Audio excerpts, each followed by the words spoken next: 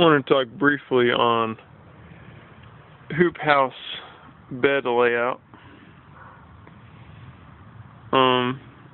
In here, the bed started out pretty raised, but through my experience with them, I've filled in the center aisle with a lot of mulch, hay, and compost from the Rockdale yard clipping facility.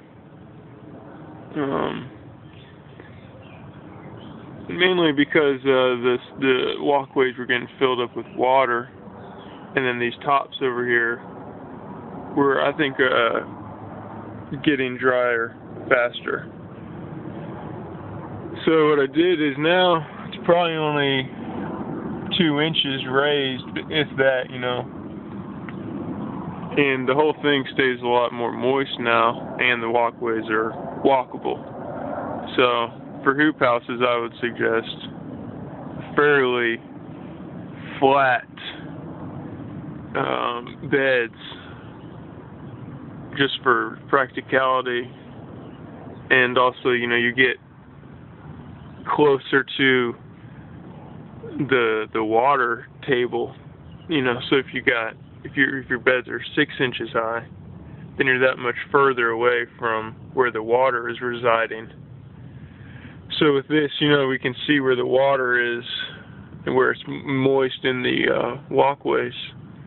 And then so, all of this stays moist because it's so close. Now, an added benefit of having it just an inch up or so is that the top will dry out. But as far as harvesting goes, and weeding, I think that would be a little bit better than having it moist all the time. And also, for fungal diseases, you want, your soil to dry out, I'd say once a day, at optimal, just so that those fungus and other dangerous bacteria for your plants can't grow. And you have a somewhat clean environment out here.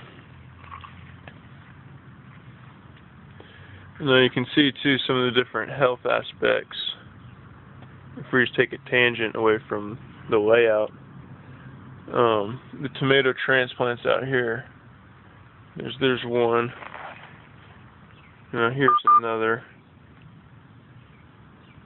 And those have only been in here, I'd say maybe a week or two now. And then there's other smaller ones. See that were probably only 15 days old when I put them in here. Just because I like plants growing in the ground a lot more than growing in trays. They end up being healthier. So right here, I showed this in my last video, but this is the tomato and basil planted together, and that's growing well. And yeah, I think that this is a pretty good layout too for walking abilities. I've seen some pictures on the internet where people would put a big walkway on the sides, but this is the way that I've seen other growers do it in my area, and this is what I'm happy with too. Just having the center aisle be large, and then the 2 side beds be a little bit smaller, but you can still plant peppers and eggplant along the side, tomatoes in the center, and then you still have, I'm a tall person, but I still can walk comfortably on this walkway. So that's something to think about on your hoop house construction is, how much preparation do you really need to do? And, that's something that you're just going to have to decide for yourself. But I hope that maybe this video can help a little bit. And also, I think that out here, with the whole, because these were raised about 4 inches more than they are now, and they've been filled in with different